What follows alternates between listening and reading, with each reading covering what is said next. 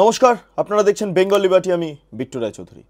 অবশেষে মা কালীর ঠাঁই হলো প্রিজন ভ্যানে, অর্থাৎ পুলিশ যেই ভ্যানে অপরাধীদের পাকড়াও করে ধরে নিয়ে যায়, সেই ভ্যানে গলা কাটা জিহাদিদের দ্বারা আক্রান্ত মা কালীর মূর্তিকে ঢুকিয়ে দেওয়া হয়।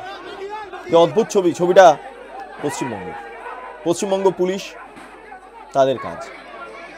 একটা ইনফরমেশন পাওয়া যাচ্ছে, সেখানে দেখা যাচ্ছে যে গতকালকে কাকদ্বীপ বিধানসভার সূর্যনগর গ্রাম পঞ্চায়েত এলাকার উত্তর চন্দনপুর গ্রামে পুজো মণ্ডপ থেকে মা কালীর যে গলা, সেই গলা বা মুন্ডু কেটে ফেলে দেয় জিহাদিরা। আপনারা ভালো করে জানেন, দক্ষিণ চব্বিশ পরগনার বিভিন্ন জায়গায় বাংলাদেশি জিহাদিদের দাপট বাড়ছে এবং সেই কারণের জন্য গ্রেটার বাংলাদেশ তৈরি করার একটা চক্রান্ত ইতিমধ্যে তারা নিতে শুরু করেছে। এবং বাংলাদেশে ঠিক যেভাবে দুর্গা প্রতিমা, কালী প্রতিমা, বুদ্ধ মূর্তিতে আক্রমণ করা হচ্ছে, ঠিক একইভাবে একই পন্থা অবলম্বন করে বাংলাদেশি কায়দায় জিহাদিরা পশ্চিমবঙ্গের কাকদ্বীপে কালীর পুরো ধর থেকে মুন্ডুটা আলাদা করে দিয়ে ফেলে দিল, ছুঁড়ে ফেলে দিল। বিষয়টা প্রশাসনকে জানানো হয়।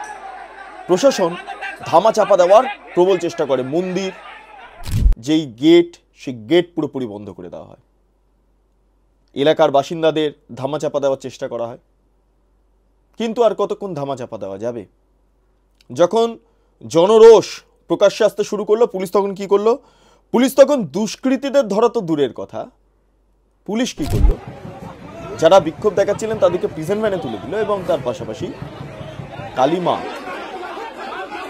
যার ঘর থেকে মুন্ডুটা আলাদা করে দেওয়া হয়েছে, জিহাদিরা করে দিয়েছে, সেই কালীমার মূর্তি প্রিজন ভ্যানে ঢুকে দিল রাজ্য পুলিশ, পশ্চিমবঙ্গ পুলিশ। কালীমা অপরাধ করে, না হলে যে প্রিজন ভ্যানে অপরাধীদের ঢোকানো হয় সেখানে কালীমার মূর্তি ঢুকিয়ে দেওয়া হলো। সোশ্যাল মিডিয়া না থাকলে হয়তো আমরা এগুলো জানতেও পারতাম না। এর চেয়ে লজ্জার ঘটনা আরেকটিও আছে কিনা জানা নেই। একটা নির্দিষ্ট বাংলাদেশি জিহাদিদের ভোট পেতে, তাদেরকে ভোট মেশিনারি হিসাবে ব্যবহার করতে, উন্নয়ন হিসাবে ব্যবহার করতে পুলিশ, তৃণমূল যেভাবে মদত দিচ্ছে, যেভাবে হিন্দুদের ওপর লাগাতার আক্রমণ করে যাচ্ছে, হিন্দুদের মূর্তি অসম্মান করছে, সেক্ষেত্রে দাঁড়িয়ে বোঝাই যাচ্ছে যে এই পশ্চিম বাংলাদেশ হতে আর কত সময় নেবে। অলরেডি তার প্রক্রিয়া শুরু হয়ে গেছে। গ্রেটার বাংলাদেশের স্বপ্ন যারা দেখছে, সেই প্রক্রিয়া শুরু হয়ে গেছে। রাজ্যের সীমান্তবর্তী এলাকার যে সমস্ত জেলাগুলো রয়েছে, সেখানে লিফলেট বিলি করা হচ্ছে। লিফলেট বিলির মাধ্যমে গ্রেটার বাংলাদেশের যে কৌশল, সেই কৌশলকে প্রচার করা হচ্ছে। মালদা, মুর্শিদাবাদ, বহরমপুর, উত্তর চব্বিশ পরগনা, দক্ষিণ চব্বিশ পরগনা, সব জায়গায় এটা তারই একটা প্রতিফলন। সেই কারণের জন্য আমরা সরাসরি দেখতে পারলাম কালী মূর্তির মাথা ধর থেকে আলাদা করে দিল জিহাদিরা। পুলিশ একজনকেও গ্রেপ্তার করতে পারেনি। ইতিমধ্যে রাজ্যের বিরোধী দলনেতা শুভেন্দু অধিকারী একটি ফেসবুক পোস্ট করেছেন, একটু টুইটও করেছেন। এই ভিডিওটি স্পষ্ট দেখা যাচ্ছে, আপনারা লাগাতার স্ক্রিনেও দেখতে পাচ্ছেন। কি ভয়ঙ্কর!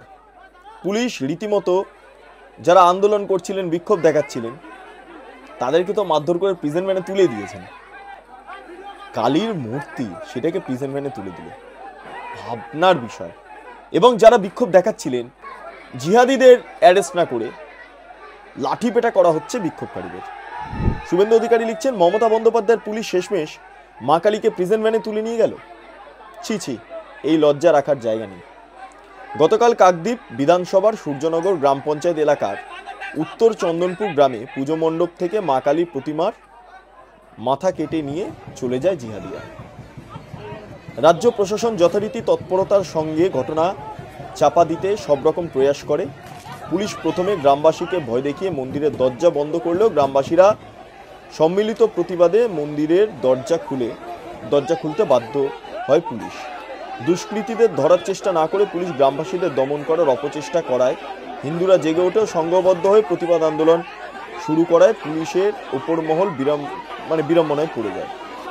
কয়লা মামলায় 5 বার ইডির তলব পাওয়া নির্লজ্জ বেহায়া সুন্দরবন পুলিশ জেলার সুপার কোটেশ্বর রাও কয়েকশো পুলিশ নিয়ে মা কালীর ভাঙা মূর্তিকে প্রিজন ভ্যানে তুলে নিয়ে পালালো। কাকদ্বীপে হিন্দুদের সংঘবদ্ধ লড়াইকে কুর্নিশ জানায়। যাই হোক, আপনারা জানেন কয়েকদিন আগে এই কালী পুজোর উদ্বোধন করতে গিয়ে শুভেন্দু অধিকারীকে আক্রান্তের শিকার হতে হয়েছিল। না কেন? না, তিনি কালী পুজোর উদ্বোধনে যাচ্ছেন না, সেই কারণের জন্য। তিনি হিন্দুদের কথা বলছেন, সেই কারণের জন্য বাংলাদেশি অনুপ্রবেশকারী রোহিঙ্গা মুসলমান যে সমস্ত রয়েছে তাদেরকে কাজে লাগায় এই কোটেশ্বর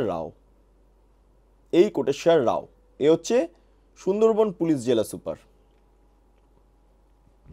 প্রত্যক্ষ মদত ছিল। পুলিশ জিহাদিদের ছেড়ে দিচ্ছে। আরে ভাই, হিন্দুদের বাড়ি ভাঙো, হিন্দুদের বাড়ি জ্বালাও, মন্দির ভাঙো, মন্দির জ্বালিয়ে দাও, মূর্তি পুজো বন্ধ করো। মূর্তি পুজো তোমাদের নয়, তোমরা মূর্তি পুজো বিশ্বাস করো না, হিন্দুরা বিশ্বাস করে। মূর্তি ভাঙো, মন্দির ভেঙে দাও।